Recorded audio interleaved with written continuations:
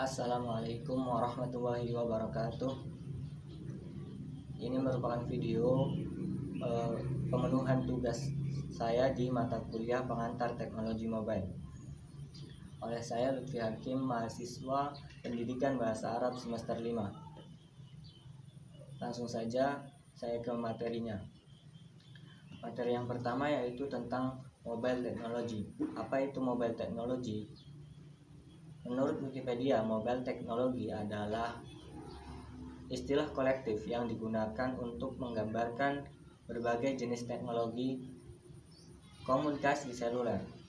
Banyak ahli yang berpendapat bahwa masa depan teknologi komputer terletak pada komputasi mobile dengan jaringan nirkabel. Yang kedua ada game teknologi. Game teknologi adalah pengantar yang digunakan untuk membuat game itu sendiri. Pengertian dari game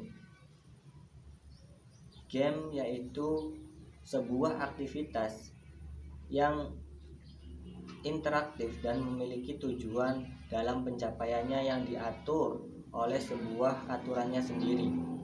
Adanya perilaku aktif dan memiliki lawan main serta memiliki sebuah akhir.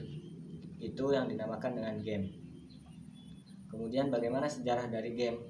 Sejarah dari game dimulai pada tahun 1960. Pada saat itu sudah ada komputer gaming.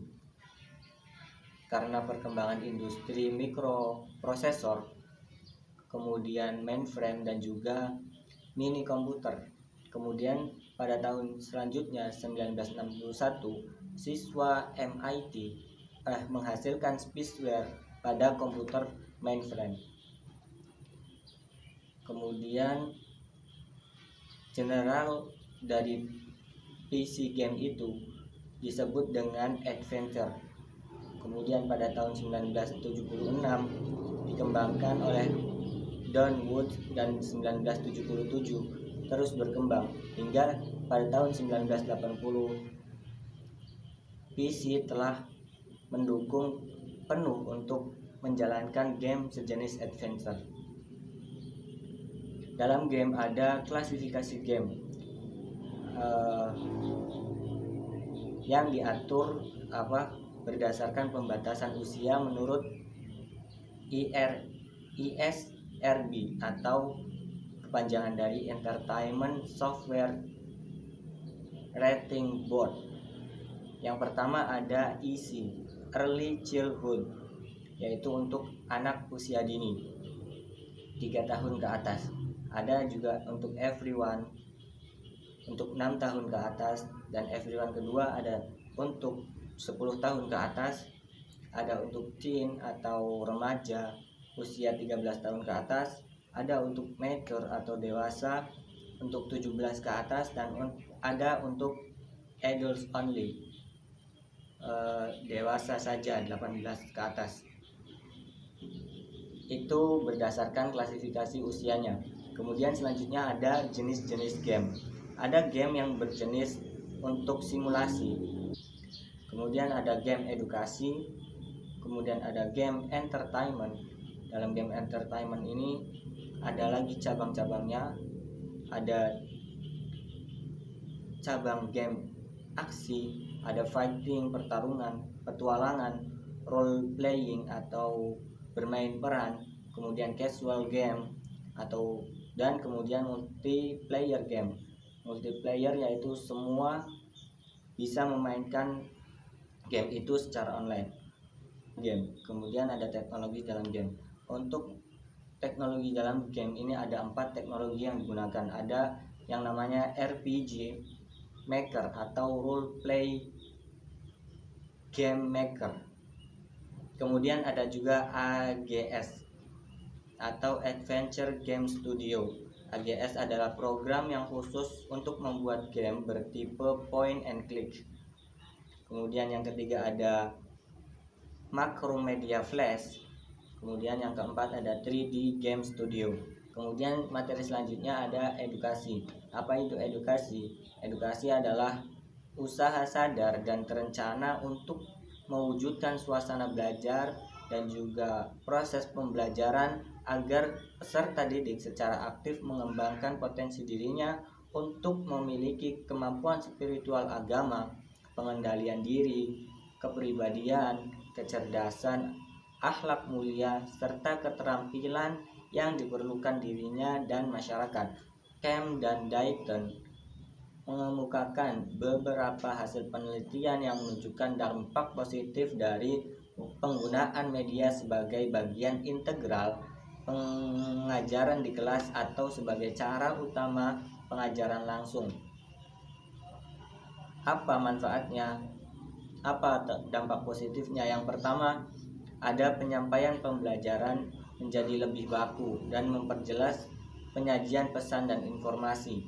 Kemudian yang kedua, pelajaran bisa lebih menarik sehingga dapat meningkatkan perhatian serta motivasi belajar siswa. Kemudian yang ketiga, ada pembelajaran menjadi lebih interaktif. Yang keempat, lama waktu pembelajaran dapat dipersingkat. Yang kelima, kualitas hasil belajar dapat ditingkatkan. Yang keenam, pengajaran dapat diberikan kapan saja dan di mana saja. Yang ketujuh, yang terakhir adalah untuk sikap positif mahasiswa terhadap apa yang dipelajari. Selanjutnya ada aplikasi. Aplikasi berasal dari kata application, yang artinya penerapan, penggunaan, atau lamaran. Akan tetapi secara istilah, aplikasi merupakan sebuah proses di mana keperluan pengguna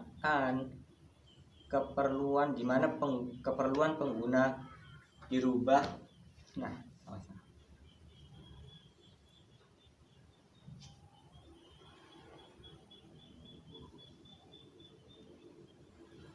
Akan tetapi secara istilah, aplikasi adalah merupakan sebuah proses di mana keperluan pengguna dirubah ke bentuk paket perangkat lunak dan atau ke dalam spesifikasi pada komputer yang berdasarkan dengan sistem informasi. Ada alat bantu untuk perancangan aplikasi. Yang pertama ada flowchart. Flowchart itu bisa juga disebut dengan diagram alir. Flowchart maupun algoritma dapat menjadi alat bantu untuk memudahkan perancang alur urutan logika suatu program. Jadi memudahkan pelacakan sumber kesalahan program dan juga alat untuk menerangkan logika program. Yang kedua ada mobile phone atau yang kita kenal dengan handphone atau HP. Selanjutnya macro flash egg. Apa itu macro flash egg? Macro flash egg adalah software untuk membuat animasi yang biasanya digunakan untuk berbagai keperluan di internet. Misalnya untuk membuat situs, banner iklan, logo yang beranimasi, serta animasi pelengkap lainnya. Selanjutnya ada Microsoft Office PowerPoint 2007. Microsoft PowerPoint adalah suatu software yang akan membantu dalam menyusun sebuah presentasi yang efektif, profesional, dan juga mudah. Selanjutnya ada Cool Editing Pro 2.0. Cool Editing Pro adalah salah satu perangkat lunak atau software Power Pack Digital Sound Editor yang digunakan untuk PC berbasis Windows. Selanjutnya ada ilmu tajwid. Tajwid berasal dari bahasa Arab jawada yujawwidu tajwidan. Menurut bahasa artinya tahsin atau membaguskan. Adapun menurut istilah, ilmu tajwid adalah ilmu yang mempelajari tentang tata cara membaca Al-Quran dengan baik dan benar, yang sesuai dengan tuntunan Rasulullah SAW. Mempelajari tajwid hukumnya fardu kifayah. Akan tetapi untuk menerapkan dalam membacanya itu hukumnya fardu ain, artinya kewajiban untuk setiap individu. Dalam ilmu tajwid ada tingkatan tingkatan. Yang pertama yaitu makharijul huruf, yang kedua ada sifatul huruf, dan yang ketiga ada ahkamut tajwid. Makharijul huruf dalam ilmu tajwid, apa itu makharijul huruf? Makharijul huruf adalah tempat keluarnya huruf-huruf hijaiyah yang ada dalam Al-Quran. Makharijul huruf masyhurnya 17 yang dihimpun dalam 5 kelompok besar. Yang pertama ada al-jawf, rongga mulut. Yang kedua ada al-halqiyah atau tenggorokan. Yang ketiga ada al-lisaniyah atau lidah. Yang keempat ada syafatain, 2 bibir. Dan yang terakhir ada al-khayshim. Sekian presentasi yang bisa saya sampaikan. Lebih kurang mohon maaf. Wassalamualaikum warahmatullahi wabarakatuh.